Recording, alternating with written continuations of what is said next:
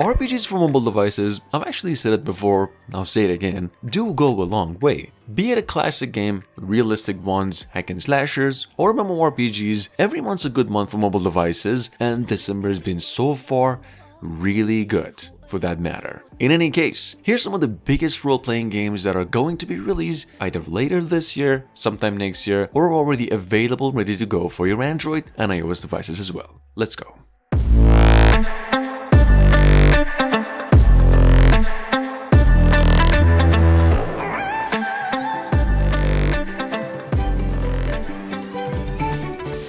At number 1, well, from a little bit over 10 days ago, coming from IGN itself, we have a totally brand new Nikki game in development ever since the beginning of the year, taking place in the same universe of the goddess Nikki game from earlier October, and this time around, an open world dress-up game, which is something I could personally never come up with, but apparently that's a thing now. Here's a trailer, in case you missed it, game set to be coming out by the end of 2023.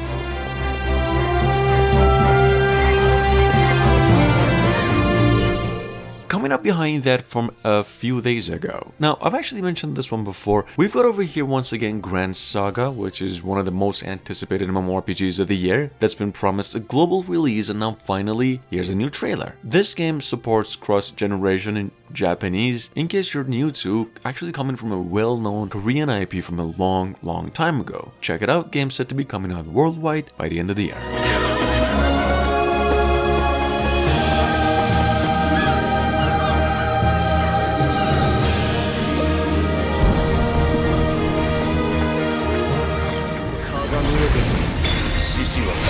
And number 3, from a tad over 48 hours ago, we've got over here finally the Eminence Shadow RPG, which is still right now the #1 downloaded app on the Play Store ever since. This is an anime based off a novel, as you can see, turn-based RPG. It actually delivers some high quality graphics with scenes from the anime show itself. It's got multiple PvP modes, cooperative events, all the way free. I do see a lot of people complaining about this one, about the game's bugs at the moment, but it is actually now much better in gameplay.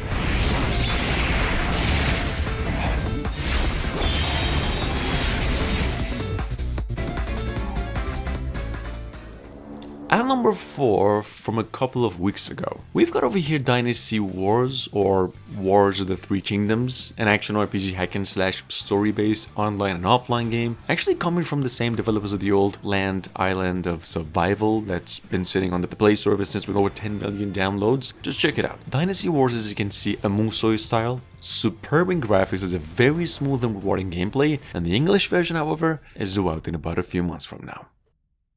At number 5, we've got over here as a first something called Edgemake Ascent. This is an AFK idle strategy RPG in which your main focus is to summon great and functional waifu parties and winning arena battles, just like AFK Arena. You can play the game in single player and multiplayer. It is free, it's got in-app purchases only, and it's quite impressive in visuals as well, and girls. So anyway, moving on.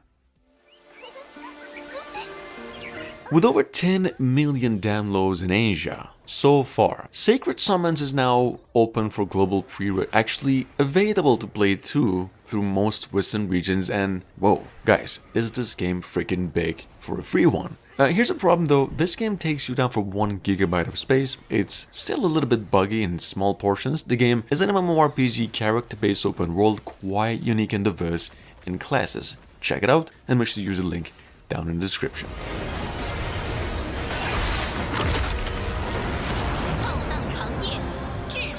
Coming up at number 7, we've got the old developers X Legends, full version of their highly anticipated MMORPG Honor of Heirs. This game lets you use a time traveling machine and go about different roles and timelines and challenges to make up your own story, hence the uniqueness. I gotta say, the game's hands down has the single best character customization option on the whole platform. It's free, requires an internet connection of course, and the online support is superb.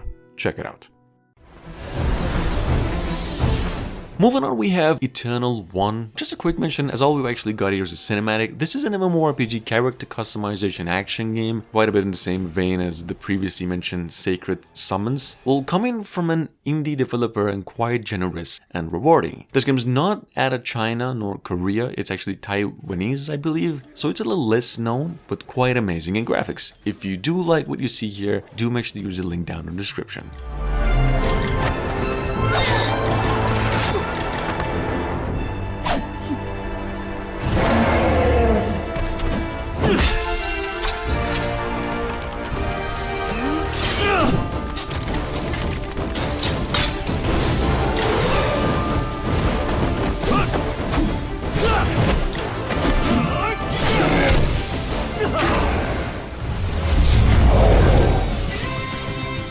At number 9, we've got Mega Evolution War, probably the most underrated Pokemon-inspired action RPG game of this whole year, let alone November. This game is in fact quite a bit cloned out of Pokemon, to an extent I'm actually worried it might get taken down in about a couple of weeks, but God forbid that. In any case, it's a little bit AFK based, somewhat idle game too, with some daily rewards and optional ads for a little bit of a kick, and this is how it really works.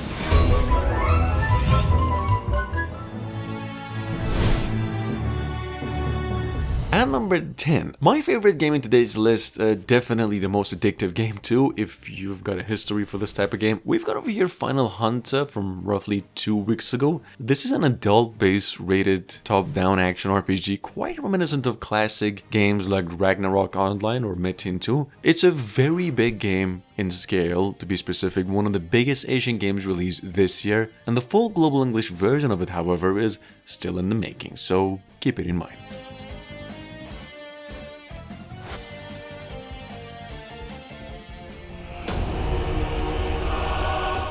Moving on by Kuro Games, we've got over here finally a new gameplay trailer for Wuthering Waves, actually announced earlier this year as an open world action game, and once again quite similar to Genshin Impact in visuals, characters, pretty much everything except with a different traveling system. Check it out. The game's set to be coming to Android, iOS devices and also PCs and consoles too early next year as an open world action RPG hack and slasher. Next up at number 12, we've got Tales Weaver, second run. I've actually mentioned this is one of the oldest pixel art MMORPGs on TapTap by the Korean developers Nixon, and sitting there on the Play Store in Korea with a perfect, let me tell you again, perfect 5 out of 5 review score. Nothing much to talk about though, except Tales Weaver is in development for Western regions, actually worldwide, and set to be coming out early to mid next year. But check it out, in case you missed it.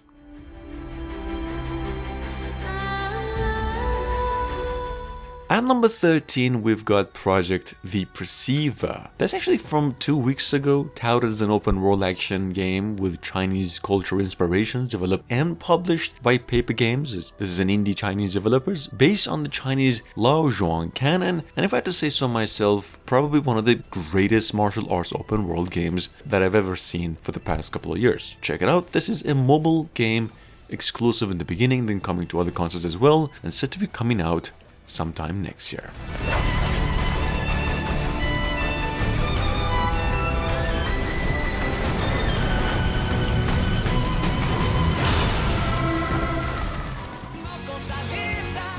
Coming up behind that, we have Black Clover Mobile. If you're familiar to the franchise itself, well, yes. Black Clover Mobile is set the same universe of the manga and anime series with the same name. The full name of the game actually goes by Black Clover Rise of the Wizard King, and it is set to be released as an all-the-way free-to-play Android, iOS, and console port with cross-play support too. Black Clover is actually available on TapTap, ready for pre-register. It's actually been available in Japan in bits and betas. The full game, as as one of the most visually advanced anime open world games, is only expected to be released worldwide early to mid next year. One that you know you won't regret.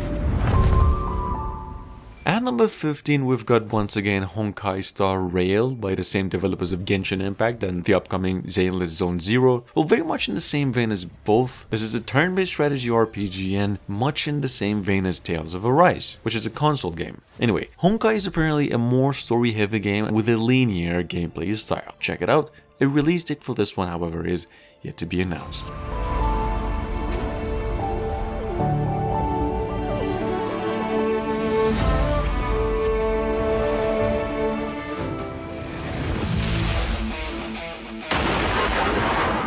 Now, just a quick mention before we get to our last couple of super great upcoming MMORPG projects, probably the biggest ones in today's list too. Well, we've got over here from less than 10 days ago something called Sengoku Revenge. This is an action strategy RPG based on the Japanese Dynasty Warriors universe. The game is an online/offline one-on-one and quite a bit inspired by Nobunaga's ambition, so keep it in mind. Now, Odin Valhalla Rising, on the other hand, has actually been in the making since 2019. This is a Korean exclusive open world MMORPG, technically one of the biggest games out of Korea since last year, yet somehow still in development for Western regions. What was previously titled, in case you are just wondering now, Project Odin. This is a mobile game exclusive and one of the most critically positive rated free-to-play games on the horizon. Check it out, in case you missed it. This is how it really looks.